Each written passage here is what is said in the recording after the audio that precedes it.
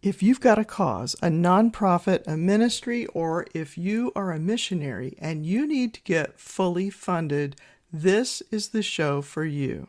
This is episode 42 of the Life and Mission podcast, and my guest today is Mary Valloni. Hey, Mary, thank you so much for being here. Thank you so much for inviting me to be a part of the show. Let's get to know you a little bit. What is it that you do for people? So I am a fundraising coach, consultant, and trainer. That's what I tell people. I basically just help ministries and charities raise money.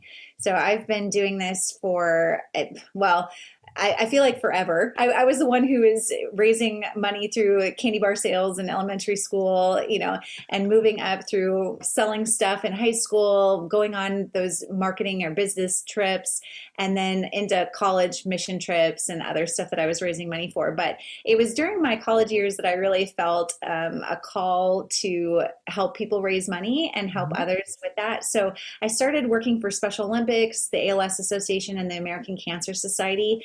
And during my time at the American Cancer Society, I had put on this signature fundraising event that net $500,000 during the Great Recession. And during that season, it was like one of those moments where everybody started to kind of lean in and say, what the heck are you doing?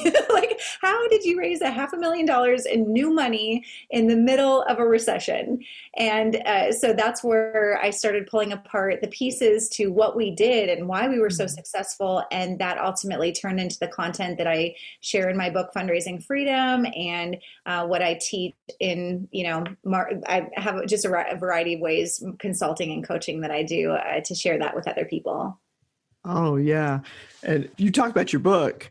Yeah. I'm holding a copy of it right now. Fundraising Freedom, 7 Steps to Build and Sustain Your Next Campaign. Because this is the book that I give people when I have people that contact me all the time. They say, I want to start a ministry. I want to start a nonprofit.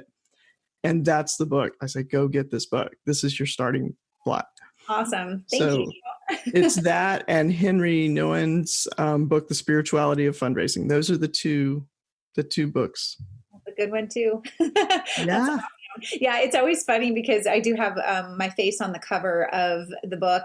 And I always love when nonprofit ministry leaders have the book and they take me on flights all around the world. And, they're raising money in remote locations all over the place. So it works in the United States, which is where I wrote it and thought that this is really the group that it was going to attract. But it has definitely been able to help a lot of ministries around the world. So thank you for passing it along. Appreciate that. Well, people are people everywhere. And I think a lot of it, so much of it, it's not really all about money. It's about us as human beings. It's psychology. And I'm not talking about psychology tricks, like people think fundraising psychology tricks, push that button, but it's a lot of fundraising really is in our heads. Yeah, absolutely. Well, and we're all raised with a different mindset around fundraising. And just around money in general, I'm the youngest of 7. I grew up with very little money. Everything was hand-me-downs. Money, we didn't, we lived in an apartment. We didn't have a lot of stuff. And so, in the book, I talk about how my best friends they all came from very wealthy families.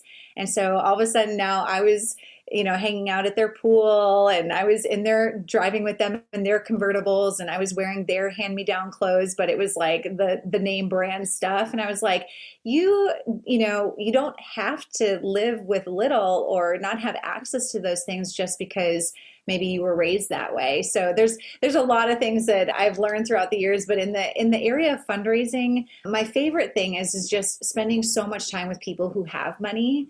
You realize very quickly that they are no different than you. We are all human, just like you said. Some of us, we all have different giftings, and some people are really gifted at business and making money. And then there's other people who are really extremely gifted at ministry and serving people, helping people. And typically that doesn't come with a huge paycheck. And that's something that I have been on a mission to end, is that I really do believe that we all deserve whatever God has for us. And so I do believe that he has an abundance for all of us, and that there's no reason why our ministry leaders should be living in poverty or feeling that way. So yeah, there's just a lot that comes with that money topic, which I love it because money gets into those deep conversations pretty quickly. So when people do share with me, okay, we're trying to raise money, or this is, and I'm like, awesome, let's dive in. I love tackling that because I'm like, let's just start dreaming, because there's no reason why money should ever stop anyone from fulfilling the vision that God has given to them. So that's why I'm like, if money is your biggest problem right now, I got something to tell you. Like, that can be overcome. Like, we can tackle that. That is easy on the scale of what to overcome. Now, you got other issues. How about you focus on those things? So anyway, yeah, we can take on the fundraising side. And it's such good news to hear that, oh yeah, that's a problem that can be fixed. Oh, yes, absolutely. Yeah. And we are in this place where it's like, we think that some things are possible, and then we think some things are absolutely impossible. Like, there's no way that could ever happen. And so what happens? We don't even try. Like, we don't even try because we've already made up our mind that that's impossible. And that's where I'm like, man, when it comes to, just our faith and what we believe in, I'm like, okay, scripture says that we can move mountains. Like, move mountains. That's kind of a big thing. So I'm like, I'm pretty sure that the impossible, that's kind of his thing. So I definitely think that it's absolutely something that we can overcome. Absolutely. Yeah, I'm with you on that. And I know you because you're part of, it's you and Mike Kim are that you have a fully funded academy that you do just for missionaries. And I got to be, I think, among the first, maybe the second group in it. I think in our first crew. Yeah. We opened it February of 2018. Yeah. So wherever you landed in that mix. So it's been a couple of years now. Yeah. But that's amazing because you walk through in these 7 steps that you lay out in your book. You're walking through this group through those steps. And teaching some of the skills and everything. But again, going back to the mindset, we did the workshop last year together. And the very first thing, you got up and you said, okay, let's deal with the stuff in the head right up front, first thing. Absolutely. Well, because I didn't realize how big that was until I started working with more and more missionaries and ministry leaders. And, one of the things that I did just a webinar, a training that I did with Mike when we first met, we did this training. And I remember a mutual friend of ours, Nora, she works with Wycliffe. And she said that the comment that I made that really changed everything was, what are the lies that you're telling yourself? And we just started knocking down the lies. It was like, that we should live in poverty, that we shouldn't have nice cars or a nicer home, or that we should eat at certain restaurants or have certain clothes or whatever the thing is. That's all very materialistic. I get that. But at the same time, who's telling us that?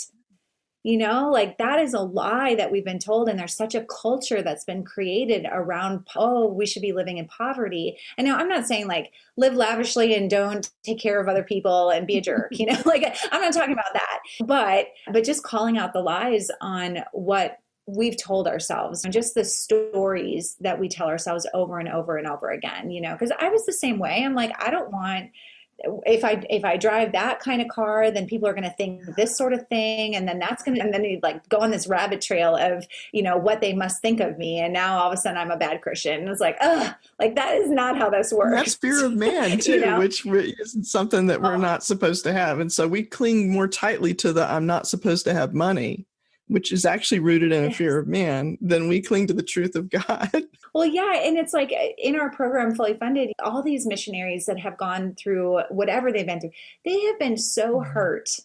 I mean, a lot of them have been really hurt by the church, by things that have been said. And so I understand where the fear of like, well, I don't want to post that vacation because I lost 3 supporters the last time I did that. So I understand where that's coming from. And we've all been given our lot in life. I mean, I worked for the American Cancer Society. You're not going to find a picture of me smoking outside the building. Number one, I will never and have never smoked, but But that is like so counter to the organization itself that it's like there are certain things that if you align yourself with a certain kind of image, and I get all that, but the money factor, this is something that is, definitely rooted in a lot of different places. And, somebody who had money didn't provide. There's just lots of different things that are going on in our heads. So I try and knock that right at its knees right at the beginning, because I was like, okay, let's dream a little bit. Let's talk about what you actually need, because you're already saying, well, that's not even possible. I couldn't be fully funded, or I couldn't raise that kind of money for my charity. You've never done it before. So you can't say that it's not possible, or that it's, you've never even written the number on a sheet of paper, let alone tried. Yeah. So it's like, when I raised that $500,000 with the American Cancer Study in that first year, I had never raised $500,000 in a single fundraising event. The previous event that I had done was $25,000. That's a big jump. Exactly. So I went from, thinking that $25,000 was the only kind, that's the most I could ever raise with one single fundraiser. And then all of a sudden I'm raising $500,000. Well, the only thing that changed was the organization. Mm-hmm. And I walked into that organization and I went from, I'm now working for $1 billion nonprofit. Oh, this is a big deal. Like now all of a sudden I have this higher expectation of what's possible for the organization. I was like, that is a mental thing. That was me just looking at the organization and based on their branding, based on my counterparts. And then they also told me when I was hired, you know what, every fundraiser who comes on with us, they are responsible for each raising $250,000. And so they had gotten it in my head from day one that it was like, you hired me and I am responsible for raising $250,000. Now, that was not the goal. They told me to raise $50,000. And I'm like, whoa, you just told me that every fundraiser raises $250,000. So I'm not going to come in here and raise a $50,000 fundraiser. I'm going to go raise. So I immediately jumped in. I'm like, this is $1 billion nonprofit. We're trying to cure cancer here, kids. We can't raise $50,000 and just get by. Like, I'm trying to raise enough money to cure cancer. We got to do something. So we actually set $1 million goal during the recession. And that's where I tell people that could have been a failure. That could have been seen as a failure, that we all rallied around $1 million, mm-hmm. and we only raised $500,000. But I was given a $50,000 goal and we 10x'd it. Yeah. So like, it's all about your head and like, okay, whatever direction you want to go with this, is the glass half full or is it half empty? That's up to you. But that's why I always tell people, if you have $500,000 raised, like, we're going to be talking about $1 million. If I got $1 million to raise, I'm going to be talking about $5 million or $3 million. Because based on your experience, how many people, especially missionaries and other ministry, and nonprofits in general, they will get to like 50, 60, 70, maybe even 80% to their goal. And then all of a sudden fizzles out and dies. Yeah.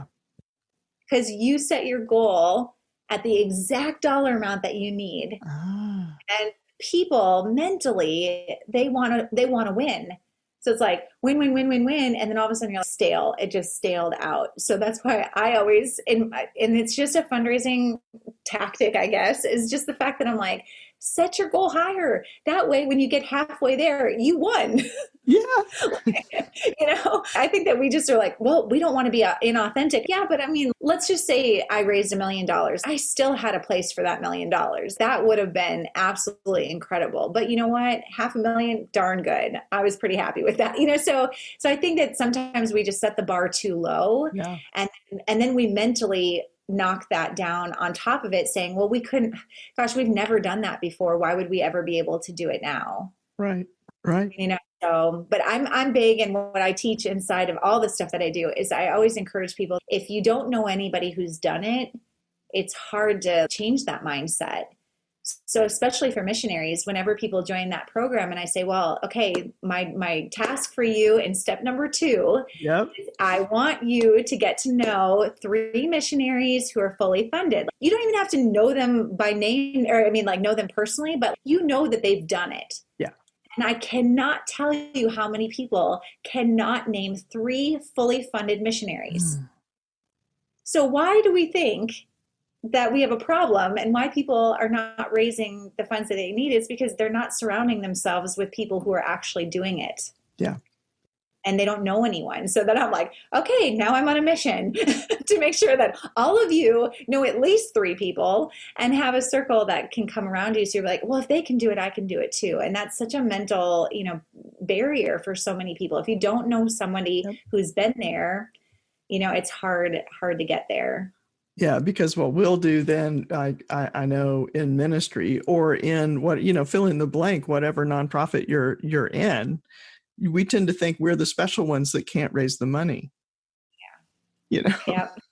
Yeah. And there's all these excuses. Yeah. So, the season that we're in, come on, there's always an excuse. And when I was raising my $500,000 during the Great Recession, all my counterparts, the people that, were used to raising a lot of money, they all were using that as their excuse. And they're like, well, the economy is so tough. And, they used to give us this kind, now they're not. And so there's just a lot of reasons for why you're not doing well. And I'm like, no, like you're not special. It's like we all are fighting the same challenges. We all are having to go up against, and I think that that's why, like right now during this season, when people are losing jobs or they're having to reinvent their businesses or reinvent their nonprofits, I love this time. This is so much fun for me because I'm like, so many people have phoned it in for so long that they don't know how to adapt very well. And so you have to be able to modify what you do for the season, because in the end, your vision has not changed. The work that you have been called to do is still the same. Who cares if you do it in a building or you do it on a video screen or you do it over the phone or whatever, like you're still called to do the same kind of work. So that's why I'm like, I don't give any of my fundraisers any excuses, because we just have to modify the game plan. We still are going to work our 7 steps that I teach. That is not changed, but we're going to shift maybe the way that we talk to people and the way that we approach it. And we're just going to be sensitive during this season, but we need to be that way all the time.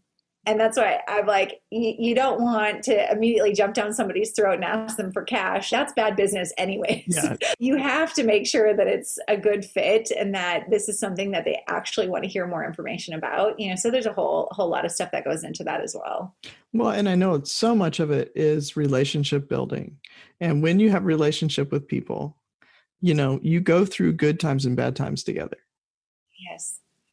Yeah. And I use the example a lot of where, when you are, let's just say you're driving in a car, you get in your car and you're driving down the highway and all of a sudden you get a flat tire. Mm-hmm. And so, okay, you pull over on the side of the road, you pick up the phone and you call a loved one, a spouse, a friend, a family member, a parent, somebody who's going to help you. And you call them and you're like, I'm stuck on the side of the road. I got a flat tire. And you're like, not able to just change it real easy, but you call them and what is the response that they have on the other end of the phone? Yeah. I'm coming for you. I'm sending a truck. I will be there. Sit still. I'm coming for you. Mm-hmm. And that's how every relationship should be with when somebody's raising money, is that when you're on the side of the road and you need help, you're raising money for whatever that need is or whatever that opportunity is, you have built such a strong relationship with that person that they're like, you need help? I'm here. Yeah. And if you have not built the relationship, number one, you wouldn't feel comfortable calling them.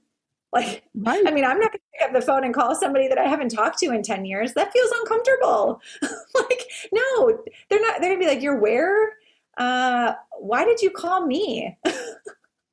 Yeah. And that's what so many of our charities are doing with people, is that they're calling strangers or, hey, I went to high school with them. Like, I knew them a long time ago. And I'm like, yeah. And why should they care about your work right now? That has nothing to do with them.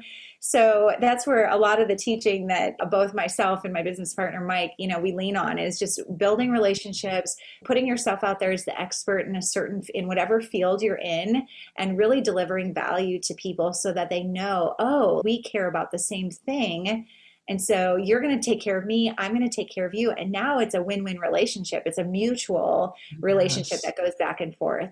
And that's where, like, with pastors and ministries and whatever it is, when a church, funds a missionary, there is a vested interest in that this person came out of our ministry. And so we want to take care of them. We want them to succeed because we care about the people that they serve. So there's this mutual beneficial relationship. But that's when, you start calling on people who are like, I don't care about kids in Africa. I mean, I'm sure they're great. Like Mhm. we should care for orphans and widows, but that's not my thing.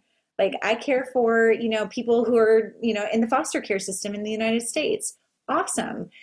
So that's all still good, but that's where we have to really meet people where they're at. But yeah, relationships, it's the key. It's the key to everything. Okay. It is. It's I totally don't the care. You run a business, yeah, family, like, I mean, come on, love people well, they love you well. And man, that sure goes a long ways. Yeah, I know. And there was another program I had, I don't know if it's I don't even know where I got it, a book I read or something. And the question was not just what do you want from your donor, what do you want for your donor? And Yeah. that really changes your thinking. It changes it from just a transaction to more of that relationship. Well, and many people, especially when it comes to some sort of nonprofit, they feel like as the organization, you are the beneficiary, so like you win. I got your money. I won. But we forget that the person who has the money who's giving, they also win too. Yeah. And if I was called to the marketplace, which I am right now, but like being called to the marketplace means that you will make money, that you're going to get a decent job, you're going to get paid the work that you put in. But that does not mean that I care any less about the mission field. Right. It just so happens that God called me into the marketplace. So as a marketplace leader, I'm still compelled to want to be a part of the mission field. So you're helping me. So as a charity, you're helping me fulfill something that I already want to do and I already feel convicted about. And I'm sitting journaling about, God, how can I be a part of something bigger than myself? How can I be a good steward of the money that you've given to me? And so those are the kinds of questions that are going through the minds of a donor. And now it's the nonprofit, the charity's side, it's your job to figure out, how do I get them from point A to point B and get them to actually know that we're an option. Yeah. That I'm a solution to their problem, so that whole process, I think that we forget that they actually have a problem that we can solve. Yeah. I spoke to a guy yesterday who he is in the marketplace and he is just, wrecked. He's wrecked about orphans. Mm. And so he adopted a child. There's just so much stuff that goes into that. But every single day he is thinking about, how do I help orphans? Yeah. How do I help orphans? So they're sitting at home. But that's where, the job of getting our message out there and just being really, truly authentic and genuine and being available for people to have those conversations. So yeah, so a lot of that, there's the process that I teach back to that. It's not rocket science. It's no different than what you would think for a church or anybody else, is that you have to get your name out there. You got to figure out how to be known, and you just keep doing more of that so that you're known by that group of people who would be interested in the work that you're doing. Right. And it's not always a good fix. Like not everybody's going to give to your particular charity or your particular ministry, and that's okay. Yes. And you don't need everybody. Right. You don't need, if everybody loved you, you would be in trouble. Because you cannot handle that much love, okay? You cannot handle that many people chucking money at you. That is a problem. So you only need, and I often, for especially missionaries that we work with, what are we talking about? 50, 60, maybe 100, okay? Maybe 100 people that we're talking about that could give to the work that you're doing. And then when you're talking about charities, larger ministries, maybe we're talking about 500. Yeah, that seems like a lot of people. But that's 500 people in a world of 8 bazillion. You don't even need a tiny fraction to care about the work that you're doing. So that's where I tell people, you have a lot more power to be intentional about who you let in. Yeah. So if you can just flip the switch on that and back to that mindset shift, if you start, the glass is half full, and now I'm like, oh, I only need 50 people. What 50 people do I want to partner with? What 50 people do I want to give them access into the work that we're doing? Now it's a whole different story, because now it's exclusive. It's by invitation only. They feel very special that you chose them. But as soon as you put something on social media, or you chuck it out to, on your email list, and you just send everything to everyone, people are like, it's the whole bystander effect. Oh, somebody else has got that. Yeah. Oh, somebody else will take care of them. Yeah, I'm sure they need that money, and I'm sure they're doing good work, but I don't need to be the person who gives them the money. So you can see why so many people struggle to raise any sort of dollar amount, because they're just, I hate to use the word vomit, but you're vomiting on everybody, your message. And then everybody's like, oh, that was gross. Like that was, and you do turn people off then. And now all of a sudden it's like, we are so desperate, and that desperation, just like relationships, if somebody's desperate, you're like, oh, you're going to show up at my doorstep and I'm not sure I want to hang out with you. Like you might ask me for money, and that's really what we're trying to avoid here. So, yeah. Well, and give people, it's like you said earlier, people want to be part of a winning team. They want to help you across the finish line. They want to be right there with you going across the finish line. And I was thinking about, even here we are in we're in the stage of the coronavirus where some states are starting to open up, and we're all in these various stages of some partial quarantine and coming out, all this stuff. But you think about what's happened over the last couple of months, where people are making masks, and people are driving by hospitals and honking their horns and congratulating healthcare workers and grocery store workers and all these people that have worked so hard and doing things for one another, taking groceries to neighbors and feeding people that have lost their jobs, and it feels good to do that. Part of why we're doing it is because it's the thing we can do to feel good about ourselves right now. Yeah. Well, and we are hardwired to care for each other. Yeah. I mean, like that, we want to take care of each other. We want to find a way to help. I mean, if you look at a natural disaster, like a hurricane or a tsunami or something like that, people flood organizations with money because they feel helpless. And nobody wants to feel helpless. They want to feel like they're in charge, they're in control. And so they step up. And it is beautiful. I mean, that's why whenever I see comments or, I know I've gone on a bit of a rant here or there on just people saying, oh, our charities must be struggling right now. Oh, I'm sure they shut down, and all those fundraisers, everybody just push pause, just don't do anything. And I'm like, are you stinking kidding me? That is the last thing that is happening, and maybe some people are shutting down because they're freaking out and they're freezing.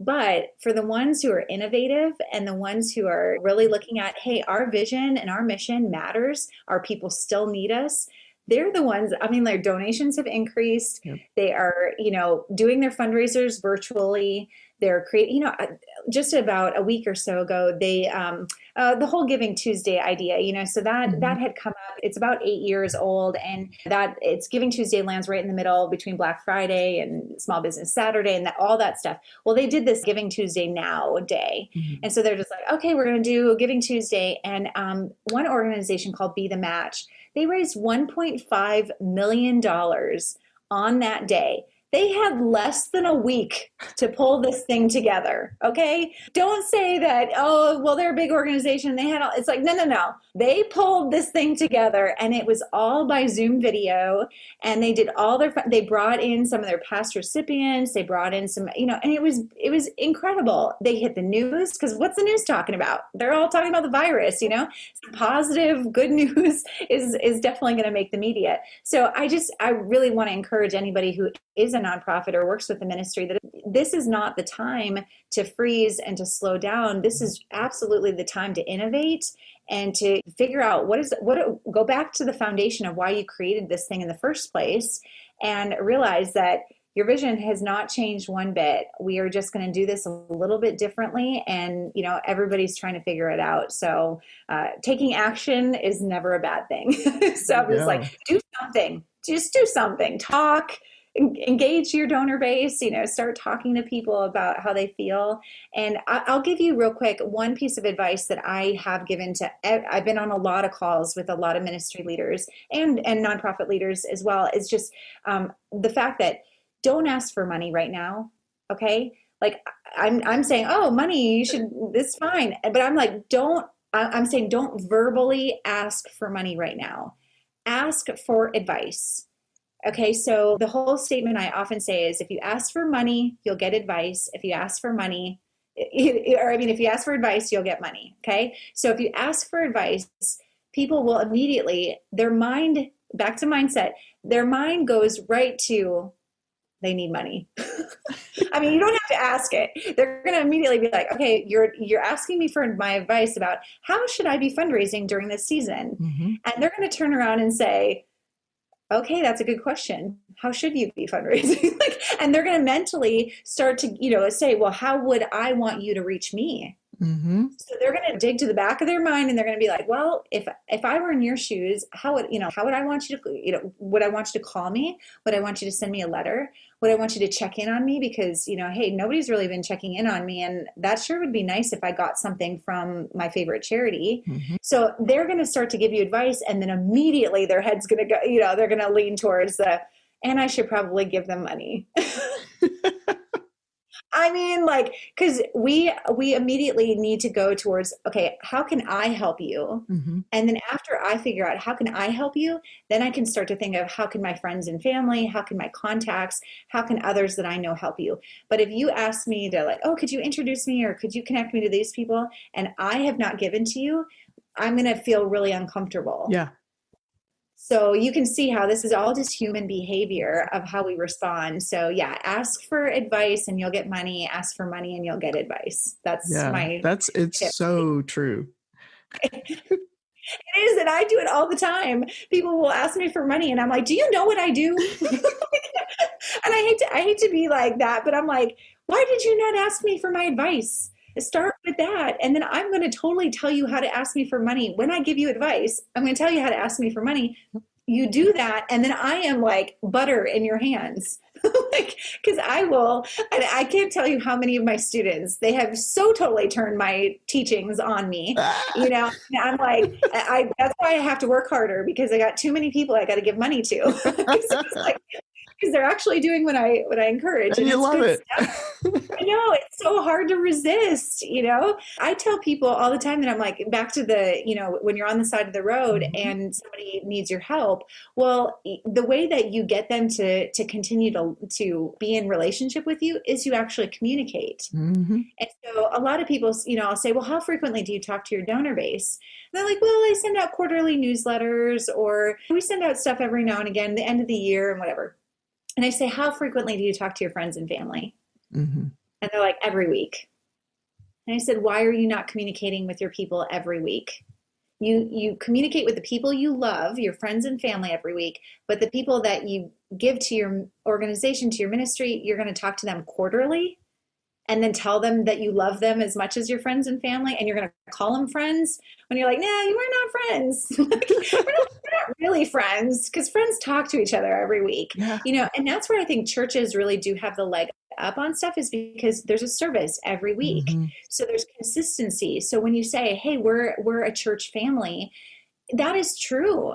Yeah. And it really does feel that way because you are doing life together and you are communicating every week and you're praying for each other and you're connecting.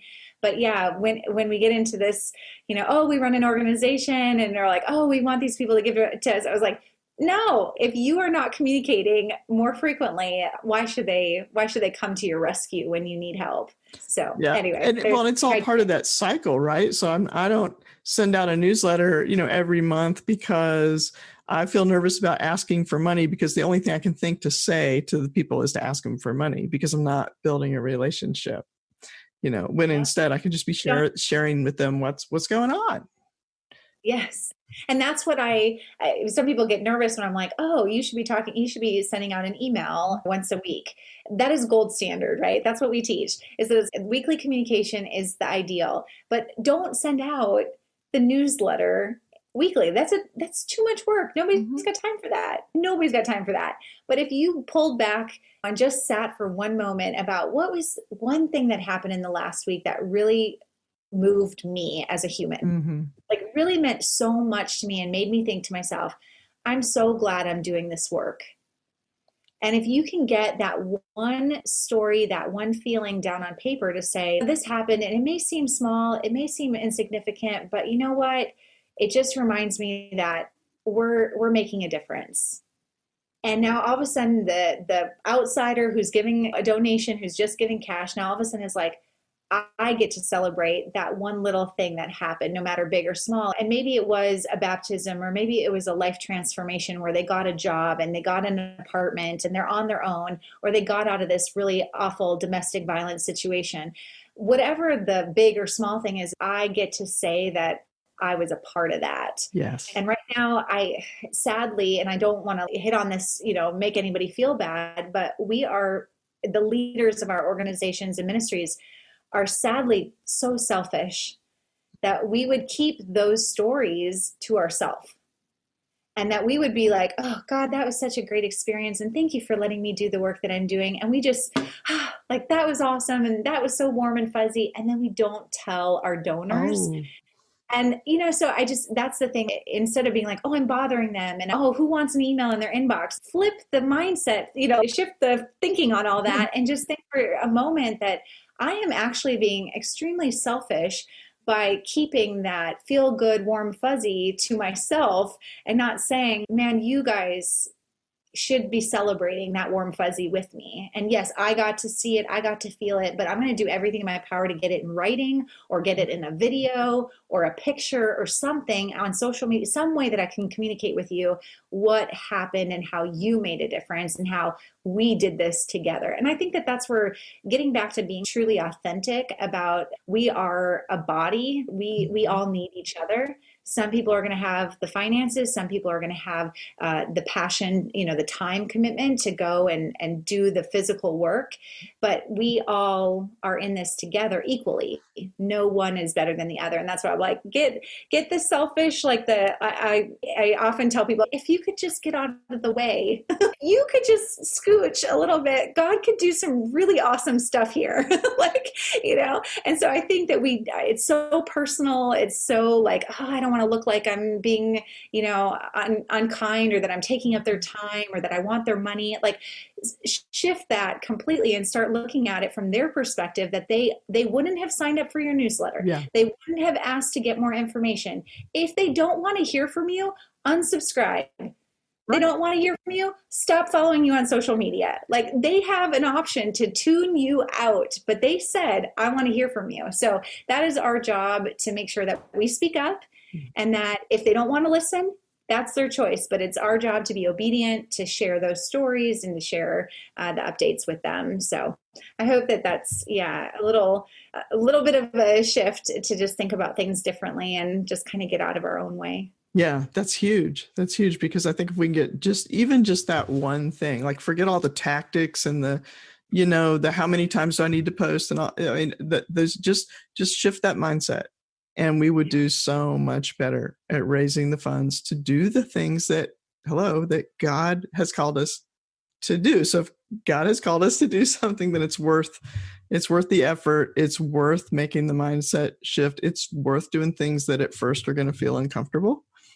And until we get out there and realize it wasn't as scary as we thought it was going to be. Well, and I think that we feel like we have to tell all the stories, that we have to tell all the updates, all the information. And that's where I want to give you permission to not tell every detail, because people just can't consume that much information. So, you got asked, or somewhere along the line, you moved into the role that you're in, because piece by piece, you started to see things and you're like, man, I really feel like I'm supposed to be doing this.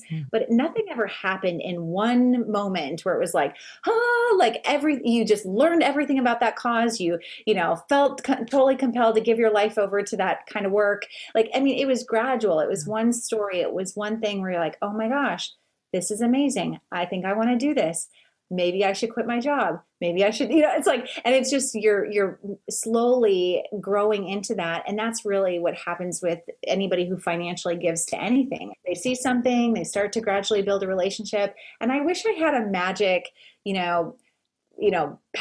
potion or whatever it is to tell you that, if you post this on social media at this time, at this day, and this is going to be, it's like, I have seen God do crazy things where he will wake people up in the middle of the night. And I tell this to all of my students, and I was like, he wakes you up in the middle of the night, and then all of a sudden you get a phone call or you call somebody and you're like, I don't know why, but I feel like God's telling me that I'm supposed to be a part of what you're doing, or I'm supposed to double my donation. I mean, during the coronavirus, we have a student who's in South Africa, and we jumped on a Zoom call together and we were talking, and he said he had two people wake up in the middle of the night and felt like said that I'm supposed to double my donation to you. I don't know why. I don't know where the money's going to come from, but I'm supposed to give you. And you know what? He didn't do some perfect social media post. He didn't do anything perfect. He just he made his message be known. He built relationships. He did all the basics that we're talking about here. And, you know, you just don't ever know what's going to happen. I've had some crazy things happen off of silly things that I posted. I was like, that happened because of that? Like, it was just like, that doesn't even make any sense. I couldn't ever replicate that if I tried. Yeah. You know, so that's why I want to just give everybody permission that you do not have to be perfect, and you don't need to, you know, give all this information in this sequence or this whatever. It's just, you know, you follow God's lead, you're truly authentic, but you do communicate frequently, because that's what friends do. So, well, I love it, because that's what friends do. Yeah. That's all you need to remember out of this podcast today, right? Just communicate, because that's what friends do. That's how you raise the money. That's right. And like this, I mean, you and I have known each other for a couple of years, but every now and again, you just pop into somebody's Facebook, you know, feed. And every now and again, you're like, hey, Mary, you want to come to this? You want to do that? And I do the same with you. Hey, we're hosting this workshop. You want to come? Like, yep. You know, at any point you can say, no, I don't want to go. Okay. Like, that's fine. No hurt feelings. If you don't come to something that I invited you to, oh, well, I hosted that birthday party. Oh, Kay didn't show up to the birthday party. Now I'm going to just sit and feel like the most awful person ever. It's like, no, like, right. No, friends, you don't go to everything. Like, you continue to invite, you continue to, you know, tell them about the great stuff that's happening. And sometimes they are free and available, and they're like, yeah, I'll show up to that party. Yeah. Okay, great. You know, so anyways, I just think if we really kind of dumb this down a little bit back to just, this is just human behavior and how we're wired to do life together. And so people are going to lean in if you're really clear and you can tell your message well. So I do encourage people, obviously, just know what you want and then just go ask for it. Like, you know, I mean, you can just knock on as many doors and just say, you know what, we're trying to do this thing. And I don't know if you want to be a part of it or not, but I just want to make sure that you know that you're invited. Yeah. And it feels good to be invited too. So. Exactly. And then you can say no or yes and be like, oh, I was chosen. They thought about me. You know, that feels really good. So anyway, yeah. But yeah, back to, yeah, we just need to do what friends do. And that's really what it all comes down to. Yeah, that's for sure.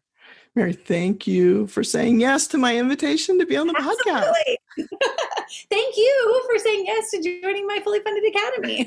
So it was beautiful. Yeah. And I mean, and if people, you know, if you're sitting there and you're like, I don't know how to raise money, I don't know how to do any of this, reach out to me. I want to be your friend.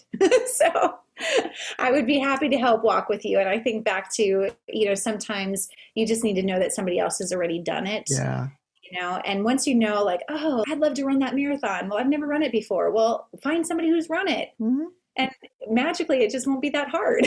So, you know, I've raised a lot of money. I've raised millions and millions of dollars. And so there's a process, and it's not hard. It doesn't cost you a lot of sleep. So I'd be happy to teach you how to do that. Yeah. So. And she's an awesome teacher. And I will have the links where you can connect with Mary on the show notes at lifeandmission.com. And so, Mary, thank you so much. Yeah, thank you. I appreciate it. And good luck to all of your listeners and whatever. I know that you guys are all a part of incredible charities, regardless of whether you're running them or not. So thank you for the investment that you guys make in those ministries and organizations. So thanks. Thanks, Kay. And, you know, as we wrap up this show, I just want to say that, you know, a lot of the things that you find out there for nonprofit and for ministry and for missions fundraising and all of that, it's like really complicated and it's got so many steps. And I just want to really encourage you, get a hold of Mary's book, connect with her online. All of the links are in the show notes at lifeandmission.com/42. That's episode 42. That's what you're listening to now on lifeandmission.com. You'll find everything you need to connect with Mary. If you're interested in the fully funded Academy for Missionaries, if you're interested in consulting for your nonprofit, if you know somebody who's raising money for a cause, who's raising money for a nonprofit, who's raising money for a ministry, get them connected. Start with the book and then connect with Mary. You will not regret it. This has been the Life and Mission Podcast. Hey, remember, find your voice, tell your story, change the world.